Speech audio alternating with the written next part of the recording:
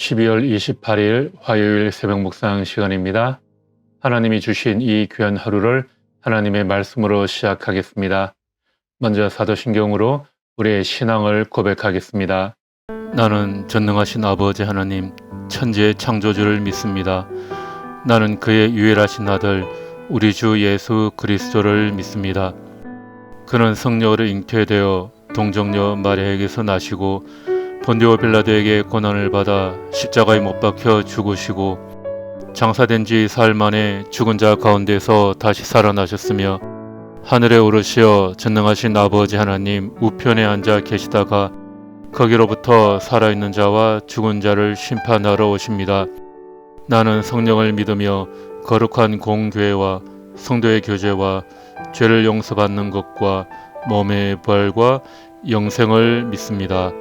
아멘. 요한계시록 8장 1절에서 5절.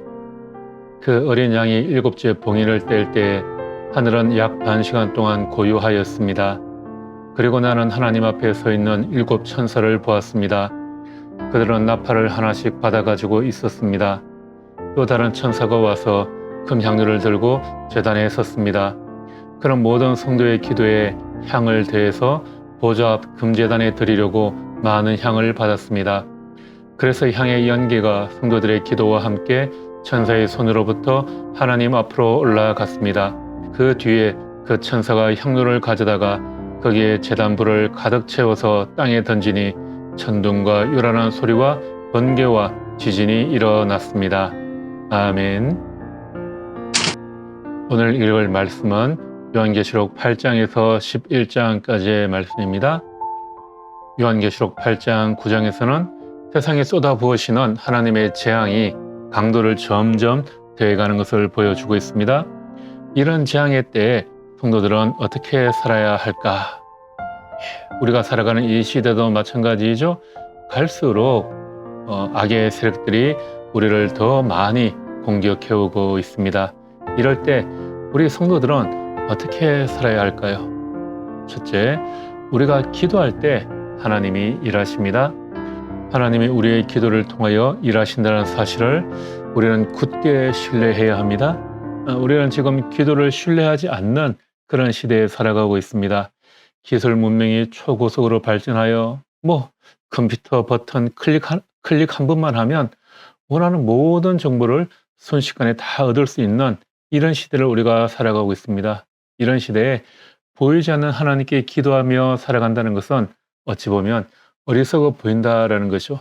그래서인지 많은 사람들, 특별히 우리 그리스도인들조차도 기도를 하지 않고 기도의 능력을 믿지 않습니다. 더 정확하게 말한다면 기도를 신뢰하지 못한다, 그렇게 표현할 수 있을 것 같아요. 기도야말로 하나님이 역사하시는 방법임을 우리가 믿지 못하는 그런 세상에 살아가고 있습니다. 오늘 우리가 읽은 말씀 계시록 8장은 성도의 기도가 향으로 하나님께 올라간다라고 말씀하십니다.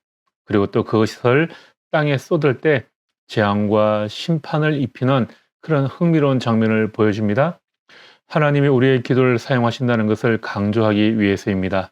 주님은 기도하는 사람들과 함께 하나님의 역사를 만들어 가십니다. 이 사실은 악의 도전으로 핍박과 절망의 소용돌이에 빠져 있는 초대교회 공동체에게 얼마나 큰 용기를 제공해 주었을까요?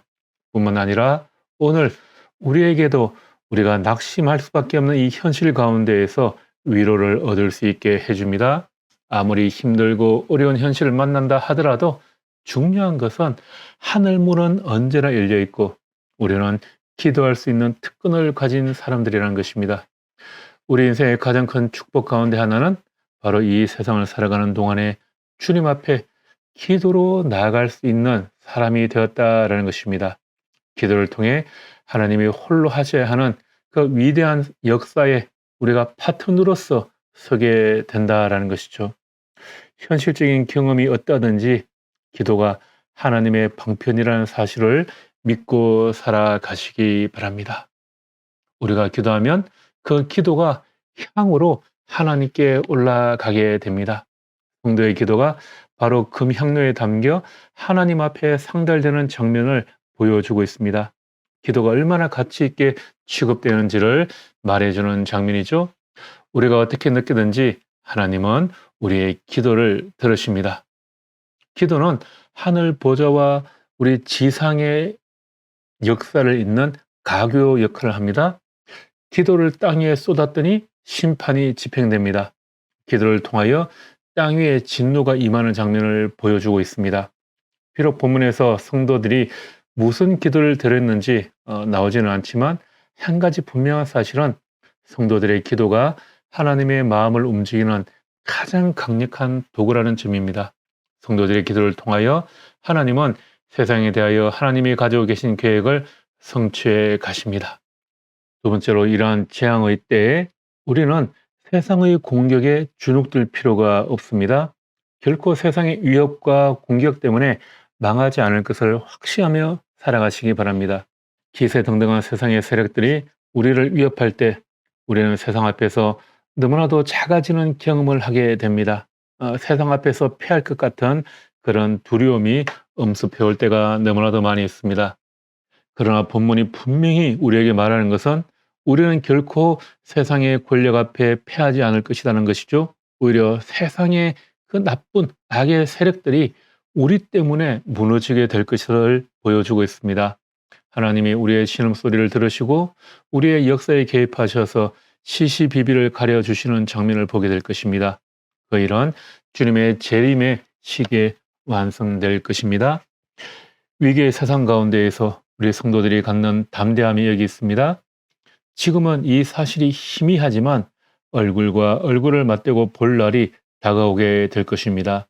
주님이 우리 두 눈으로 악이 철저하게 무너지는 모습을 보게 해 주실 것입니다. 그날까지 소망 없는 자처럼 탄식하며 주저하지 말고 대장부처럼 일어나 세상과 멋진 한판 승부를 벌여보시기 바랍니다. 어린 다윗이 골리앗 앞에서도 주눅들지 않고 외쳤던 그 신앙 고백으로 나아가라는 말씀입니다. 그렇게 우리는 세상의 공격에 주눅들 필요가 없습니다. 하나님께서 우리의 방패가 되어주시기 때문입니다. 악의 세력이 우리를 대항해 올 때 우리는 주님 안에서 감사를 확인하며 살아가야 합니다.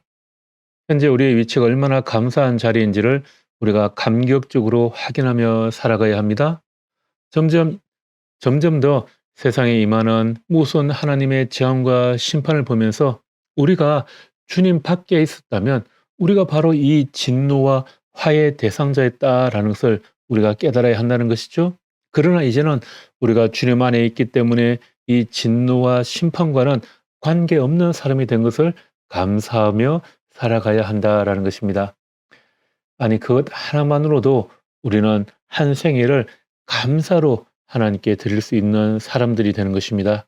우리가 세상에서 어떤 사람인가 하기 이전에 주님 안에서 우리가 어떤 사람인가를 우선적으로 생각하면서 살아가야 합니다. 2021년 12월 마지막 한 주간을 보내고 있습니다. 지난 1년 동안 우리를 향해 다가왔던 악의 세력들의 대항이 참으로 크고 힘든 시간들이었습니다. 코로나와 다른 여러 가지 악의 세력들의 대항들이 있었습니다. 그러나 그러한 시기에 있을지라도 우리가 기도할 때 하나님께서는 우리의 기도를 통하여 하나님의 일을 이루어 나가십니다. 또한 이러한 시기라도 우리는 결코 그들의 공격에 주눅들 필요가 없고 하나님을 온전히 신뢰함으로 우리가 주님 안에 있음을 늘 감사하는 이번 한 주간 되기를 바랍니다. 오늘 하루를 시작하면서도 우리가 주님 안에 있음으로 인하여 늘 감사할 수 있는 이 하루가 되기를 주님의 이름으로 다시 한 번 더 축복하며 기도합니다. 기도하겠습니다. 하나님, 주님의 가르침에 우리의 기쁨이 있습니다. 주님, 갈수록 악의 도전이 커지는 이 시기에 우리가 기도로 주님께 더 가까이 나아가게 하여 주십시오. 주님께서 우리를 위해 싸우시니 이 세상에서 진정한 승리자로 살아가게 하시고 그 주님으로 인하여 늘 감사한 오늘 하루 되게 하옵소서. 예수님 이름으로 기도하옵나이다. 아멘.